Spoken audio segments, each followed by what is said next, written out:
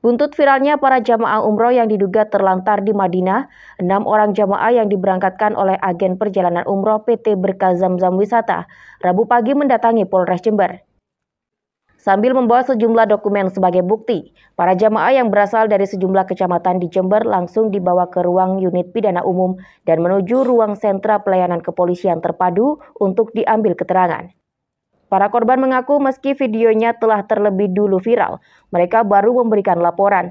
Pasalnya baru sekitar 2 hari ini jamaah tersebut tiba di kampung halaman dengan menggunakan biaya sendiri.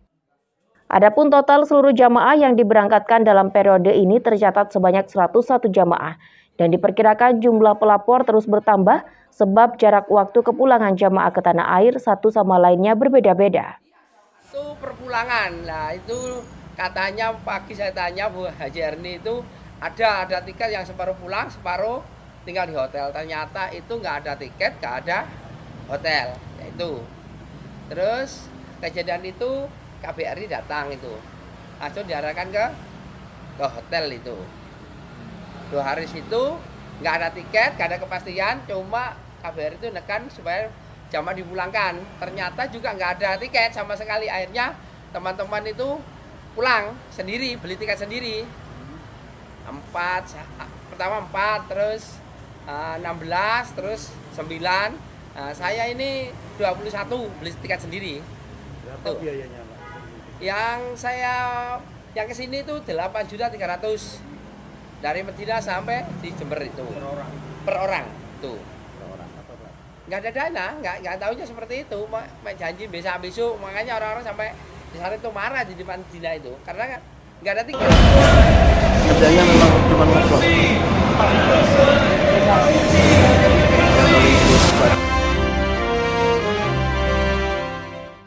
Assalamualaikum warahmatullahi wabarakatuh. Berjumpa kembali dengan Romlia Pratama. Teman-teman sahabatku semuanya, gimana kabar kalian? Mudah-mudahan kalian semuanya baik-baik saja beserta keluarganya di sana. Teman-teman sahabatku semuanya, buat kalian yang baru gabung, yang baru nonton video ini, silahkan di-subscribe dulu, di-like dan di-komen guys. Buat teman-teman sahabatku semuanya yang udah mendukung support channel ini, terima kasih. Mudah-mudahan kalian semuanya diberikan keberkahan umur, keberkahan rezeki, dimudahkan segala urusannya, baik urusan dunia maupun urusan akhirat. Amin ya rabbal alamin. Teman-teman sahabatku semuanya, kali ini kita akan ngebahas tentang travel umroh.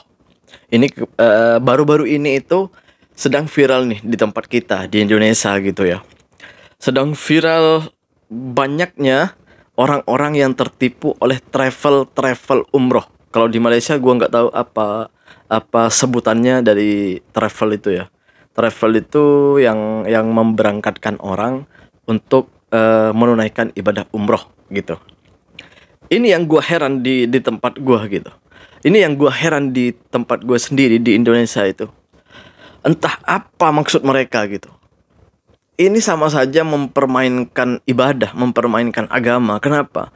Ibadah saja di tempat kita itu dipermainkan oleh mereka yang tidak bertanggung jawab, mereka yang hanya menginginkan uang, kekayaan dan harta, tahta gitu. Apa maksud dari semua ini? Sebegitu gampangnya mereka membuat hal-hal yang sebenarnya benar-benar dilarang oleh agama gitu. Gue selama ada di Malaysia, gue nggak tahu ya, tapi yang pasti gue selama ada di Malaysia belum pernah gue mendengar berita-berita yang menyiarkan atau memberi informasi bahwa ada orang yang tertipu oleh agen atau travel keberangkatan umroh ke Tanah Suci Mekah. Itu belum pernah aku selama ada di Malaysia. Tapi di tempat gua hampir setiap tahun, hampir setiap musim bulan-bulan umroh itu pasti banyak ada saja yang tertipu gitu. Di mana moral kita? Kita ini bangsa yang beradab, kenapa kita semakin tahun semakin rendah rasanya adab kita gitu. Ini masalah ibadah dipermainkan, masalah ibadah masih dipermainkan, masih tipu menipu di mana-mana gitu. Yang gue herankan, di mana kehadiran negara, kenapa sampai terjadi seperti itu? Selemah itukah kita gitu? Selemah itukah negara kita gitu? Yang katanya orang-orangnya, yang katanya kita sudah maju, seperti itukah? Segampang itukah kita ditertipu oleh orang-orang oknum-oknum yang tidak bertanggung jawab? Coba bayangkan, negara sebesar Indonesia masih ada di dalamnya orang-orang yang memanfaatkan fasilitas-fasilitas tertentu untuk memuaskan nafsunya, untuk memperkaya dirinya. Yang kaya semakin kaya, yang miskin semakin miskin. Perlu kalian tahu, guys. Orang-orang yang mau berangkat umroh itu bukan semuanya orang kaya. Banyak juga di antara orang-orang menengah ke bawah pengen untuk umroh dan menabung, mereka menyimpan uang sedikit demi sedikit. Bahkan memerlukan bertahun-tahun untuk bisa tercapai apa yang dia cita-citakan, yaitu umroh. Karena mungkin mereka berpikiran kalau haji, mau berangkat haji, mungkin mereka tidak bisa atau tidak cukup uangnya, maka mereka melalui jalan yaitu umroh. Banyak di kalangan kita, banyak di kalangan masyarakat Indonesia itu yang rela makan seadanya hanya dengan tahu dengan tempe sehari-harinya, hanya untuk menabung umroh, untuk nabung untuk datang ke tanah suci Mekah. Itu umroh, ini hal ibadah loh.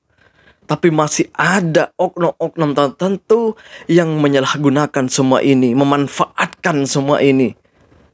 Di mana hati nurani? Kenapa kita ini adalah negara terbesar Islam? Kemana adab kita? Kenapa adab kita semakin rendah? Serendah itukah kita? Masa iya negara nggak hadir pada waktu ketika ada hal-hal yang seperti ini? Apa iya negara kita sebesar itu lengah kepada oknum-oknum seperti ini? Ini bukan kejadian pertama kalinya loh. Ini bukan kejadian yang baru-baru aja. Tapi hampir setiap tahun ada. Hampir setiap bulan-bulan menuju bulan-bulan yang banyak sekali orang umroh, itu pasti ada orang yang tertipu. Gitu. Pasti itu.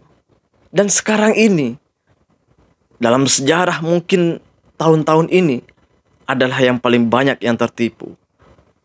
Apa iya kita selemah itu? Kalian butuh bukti? Ini dia buktinya, guys. Nah, ini dia, guys. Wa inna ilaihi roji'un.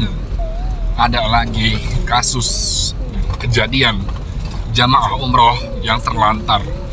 Kasihan, miris kalau kita dengar sahabat-sahabat kita, teman-teman kita, calon-calon tamu Allah yang udah sungguh-sungguh pengen ke Baitullah, udah susah payah buat nabung, taunya dikecewakan sama oknum-oknum travel. Sekarang posisi jamaah yang saya tahu lagi ada di Kuala Lumpur. Ceritanya dijanjikan untuk bisa berangkat umrah.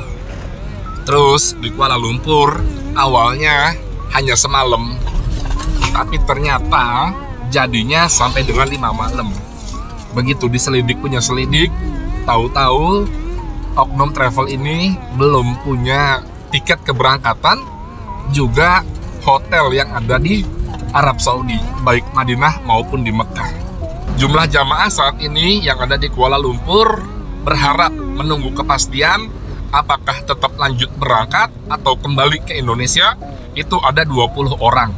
Dengar-dengar sudah ada tiket untuk berangkatnya, tapi karena belum ada tiket kepulangan, nggak bisa keluar daripada imigrasi di Kuala Lumpur.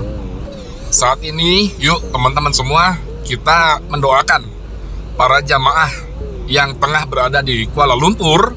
Allah berikan ketabahan hati, Allah Amin. berikan kesabaran, Allah berikan kesehatan, Amin. dan termasuk keluarganya yang ada di Indonesia. Yang saya bingungin, kenapa pihak travelnya kalau tahu belum ada tiket keberangkatan sebelumnya, memberangkatkan jamaah ini berani sampai dengan Kuala Lumpur. Kan menambah resiko menginap di Kuala Lumpur selama 5 hari, itu kan budget dan biaya.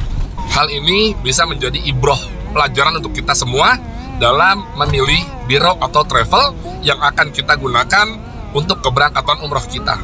Harus lebih berhati-hati, harus lebih mawas diri. Tapi yang pasti tidak ada satu hal pun yang terjadi di muka bumi ini tanpa seizin Allah Subhanahu wa Ta'ala. Dan semoga kita semua bisa mengambil hikmahnya. Kalian bisa dengar sendiri, setega itu loh travelnya gitu.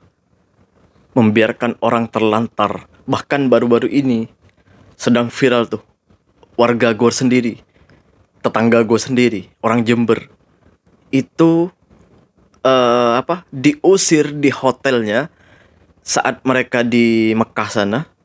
Itu diusir sama pihak pengelola hotelnya. Kenapa diusir? Karena mereka sudah habis masanya. Misalnya mereka sudah habis masa tinggalnya di sana. Jadi bayarnya cuma 1 minggu gitu. Habis 1 minggu, 7 hari. Habis 7 hari, ya mereka diusir dong. Kenapa mereka sampai diusir? Ya karena mereka sudah habis masa tinggalnya di sana. Selepas diusir mereka bingung mau kemana. Karena mereka belum dapat tiket untuk pulang. Tiketnya enggak ada untuk pulang. Bahkan mereka ada yang punya uang. Seperti yang gue katakan tadi ya. Ini hanya beberapa contoh saja ya. Beberapa contoh saja sebenarnya. Sebenarnya banyak sekali yang orang-orang yang tertipu karena agen-agen atau travel yang seperti ini gitu. Ini hanya contoh satu aja. Agar kalian paham gitu.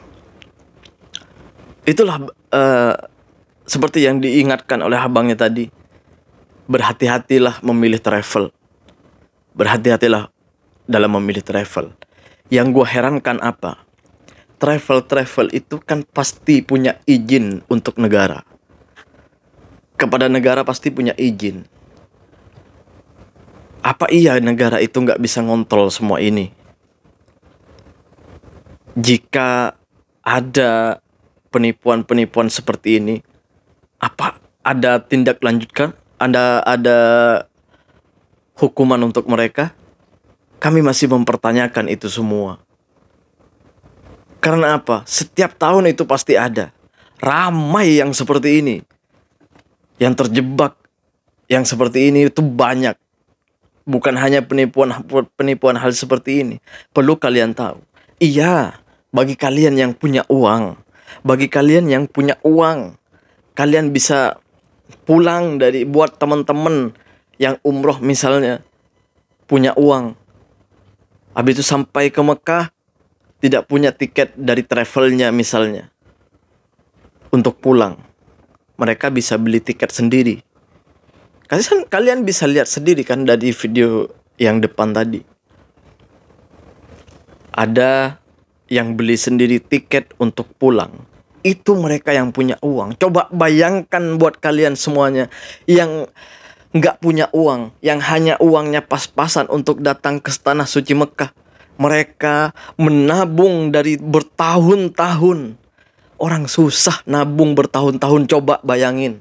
Kadang mereka hanya menabung hanya demi nabung untuk umroh itu, makan hanya seadanya ada. Kadang hanya makan nasi aja demi mengumpulkan uang untuk datang ke tanah suci Mekah. Sebegitunya mereka guys, pengen ibadah. Pengen ibadah umroh, pengen datang ke tanah suci Mekah, pengen ziarah ke makam Rasulullah. Malah kalian mempermainkan ini. Kemana mata hati kalian gitu? Otak kalian kemana? Woi para travel. Coba bayangkan jika keluarga kalian yang diperlakukan seperti ini. Ingat, kehidupan kita ini bagaikan roda, bagaikan tayar. Tayar itu tidak akan abadi ada di atas. Pasti akan ada waktunya untuk di bawah. Coba bayangin ketika kalian ada di bawah. Dan diperlakukan hal yang sama seperti ini. Apa kalian tidak sakit hatinya? Apa kalian, gimana perasaannya gitu? Jika orang tua kalian, saudara kalian, adik kalian, anak kalian. Dan penipuan-penipuan seperti ini itu udah biasa di tempat kita gitu. Ini hanya satu contoh kecil. Sebenarnya banyak sekali. Kalian bisa cek di internet, cek di YouTube, cek di semua platform digital kalian. Kalian pasti akan menemukan penipuan-penipuan seperti itu. Ya Allah, ibadah di tempatku dipermainkan, guys. Hal ibadah dipermainkan di tempatku. Serendah itukah kita? Bukankah kita adalah bangsa yang beradab?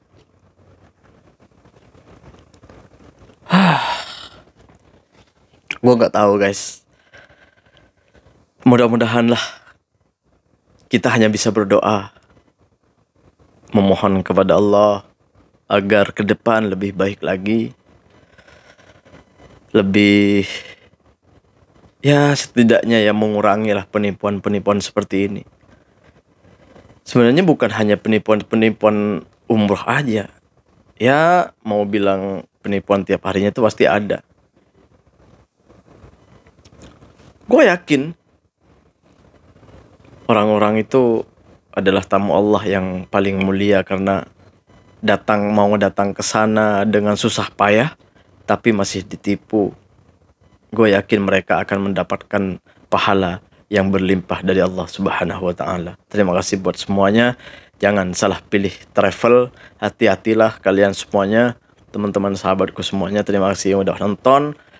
Mudah-mudahan ke depan akan lebih baik. Tidak ada lagi penipuan-penipuan seperti ini. Dan pihak yang berwajib, terutamanya pemerintah, mohon perbaikilah sistem di tempat kita agar tidak ada lagi orang-orang yang tertipu, masyarakat kita yang tertipu oleh oknum-oknum yang tidak bertanggung jawab. Assalamualaikum warahmatullahi wabarakatuh. Jangan lupa sholawat, guys.